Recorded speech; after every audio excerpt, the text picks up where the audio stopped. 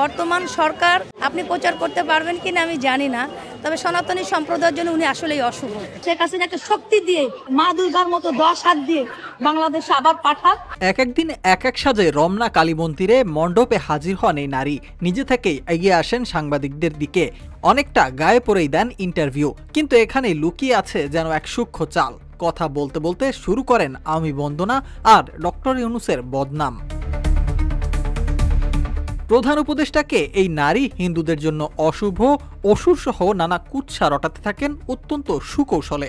এমনকি এক ইন্টারভিউতে শেখ হাসিনাকে দেবী দুর্গার মতো শক্তি দিয়ে বাংলাদেশে পাঠানোর দাবি করেছেন বিদেশিদের কাছে। জানিয়েছেন শেখ হাসিনাকে নাকি মিস করছেন তিনি। শেখ হাসিনা একটা শক্তি দিয়ে নারী অধিকার করে মা দুর্গার মতো 10 হাত দিয়ে বাংলাদেশে আবার পাঠাক। শুধু এতটুকুই নয়, ভারতে ডক্টর মোহাম্মদ ইউনূসকে অসুরের রূপ দেওয়া প্রসঙ্গে কথা বলেছেন তিনি। নিজ দেশের রাষ্ট্রপ্রধানের সাথে এমন আচরণকে যেন হাসি মুখেই বৈধতা দিচ্ছেন এই নারী। ডক্টর ইউনূসকে উল্লেখ করেছেন সনাতন ধর্মাবলম্বীদের জন্য অশুভ হিসেবে। বর্তমান সরকার কিছু কিছু জায়গায় আমাদের সনাতনী সম্প্রদায়ের জন্য কিছু কিছু জায়গা আসলে ক্ষতিগ্রস্ত হয়েছে। ওখানে যেটা করা হয়েছে এটাকে অশুভ বানানো হয়েছে। এটাতে আসলে কারণ আমাদের তো সবকিছু অশুভটাকেই অশুভ ধরা হয়। আমার কথার জন্য আপনি যদি এটা বলেন আমরা সনাতনীদের জন্য উনি আসলে না। আমার মনে হয় আপনি প্রচার করতে পারবেন কিনা আমি জানি না, তবে সনাতনী সম্প্রদায়ের জন্য উনি আসলেই অশুভ।